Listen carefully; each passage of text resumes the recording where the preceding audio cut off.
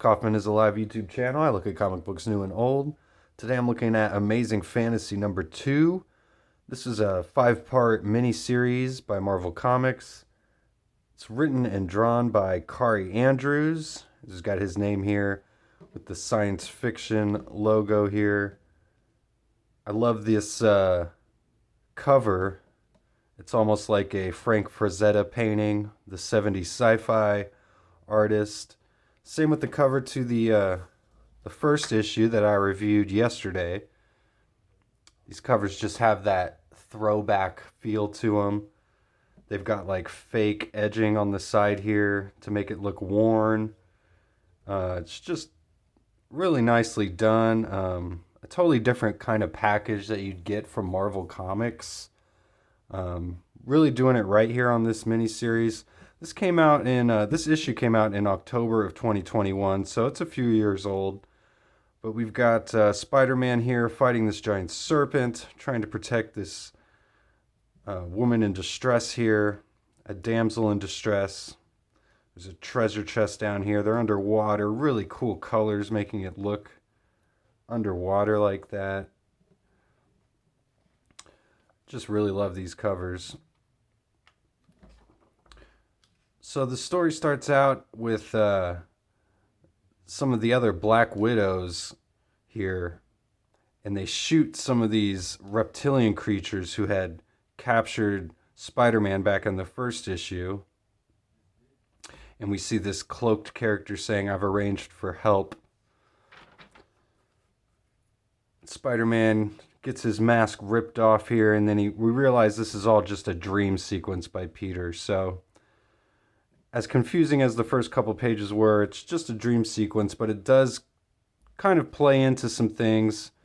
As there's a line here later in the book that says sometimes dreams are glimpses of the future. So perhaps that's what we're seeing here with Peter. Now, in the last issue, the three main heroes that we're following here, Spider-Man, Captain America, and Black Widow, they all were killed. So they've all landed here in this like afterlife, and they're basically just trying to, all three of them, figure out what's going on here. So, and Peter is a lucky one. He's got this really beautiful woman who has brought him to their tribe where Peter's Uncle Ben actually is. And so Ben, who was killed and is here in the afterlife, is meeting with Peter and just explaining that he is feeling bad because now he's let Peter die and he never got to teach Peter how to be a man. And now they're both going to be stuck here, basically. He sent them both to hell, unfortunately, is how Ben kind of feels about everything. Then we switch to the Captain America portion of the story here. When we last left off with him, he was in a forest here, and he's riding this really awesome winged lion creature.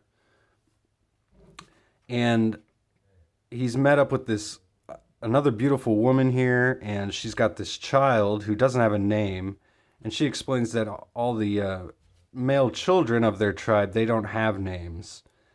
And she asks Captain America where he came from. He says, "From America." And so the kid says, "Call me America." So then we get some other women showing up here, and they call out this woman's name. It's Mad Chin. And they're trying to bring her back to their tribe, but they won't let the men come because they're not welcome there. It's almost like an Amazonian tribe. So then we get the story with Natasha, the Black Widow here. She's been taken to this castle. She's been adorned in all of these really nice, fine clothes. We see this like Minotaur character here in the background, who's leading her to the king. He's saying the good king will not be disappointed. And you really get a sense of Kaare Andrews' really great way he draws the female figure here. Same with the male proportions too. Very much like a Frank Frazetta style within the comic book. So some really awesome artwork. And it looks like some pretty quick lines too. Like some of these smaller panels looks like they're pretty quickly done, but it's some pretty nice looking artwork. So we get Captain America here. He goes back to this tribe. We meet the patriarch of this tribe here. He's this wild looking guy, and he's explaining that they actually sacrifice all the young boys from this tribe to the orcs in exchange for protection from the orcs.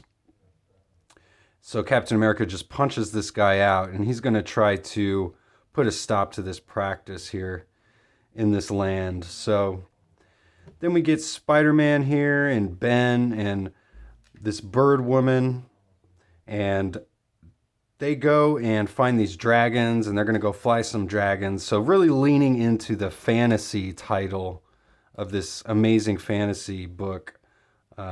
Very heavy into the actual fantasy. Because the original Amazing Fantasy, I mean, you get like Spider-Man, but it'd be some superhero comic books. But this one is just very, very heavily leaning into dragons and, you know, orcs and these tribes and demons and stuff like that. So they take Captain America to the place where they have all of their armaments here in this secret lair. And that's where Captain America discovers that the little boy, all these little boys, they grow up into be these giant like Nephilim creatures, these big giants, which is why the orcs want them to be killed when they're really young. And that's why this character, the father of all the women here in this tribe, has made this deal with the orcs. But now that they don't have any more of the young boys, he's going to sacrifice 2 of his daughters just to show you where his morals are at. So then we flash back here to Natasha, and she's having a heart-to-heart with this Minotaur character, and she's saying that she, you know, really has no affections for this king, but clearly this guy has some affections for her. So, and she's saying that the last man who talked to her and looked at her that way, it was all a lie. And he says, I would never lie to you. I really love this panel of her walking up the stairs and her like elongated shadow against the wall there. Some nice lips there too. So she's going to go tell the king that she doesn't want to have anything to do with this, basically, when she comes upon these 2 intruders who are about to attack the king. So she does what she does best and takes them out. She says she feels at home in her place for the first time since coming here. And she says maybe this is why she's here. So the king, he introduces himself to her for the first time. His name is Ren. And he takes her by the hand, and they jump in this spaceship, and they're traveling off into space somewhere. So, and we see the space. It's like a red space here in this weird purgatory afterlife.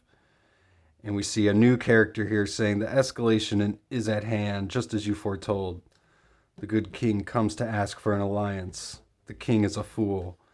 So the king taking Natasha here to try and form an alliance with whoever these creatures are, these alien creatures. So, and it says the storm is coming, which might be a little hint because this character does look a bit like Aurora, Storm from the X-Men. So we'll see where it goes. I'll be reviewing the next few issues of this series, issues 3, 4, and 5. So stay tuned for that.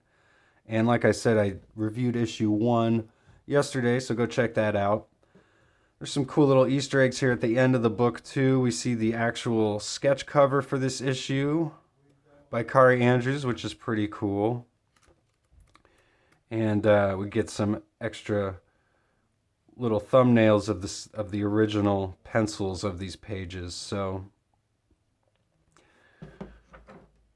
pretty awesome issue. I really like this series, and I like this tagline, "After death, you've entered the world of amazing fantasy." So, highly recommend this.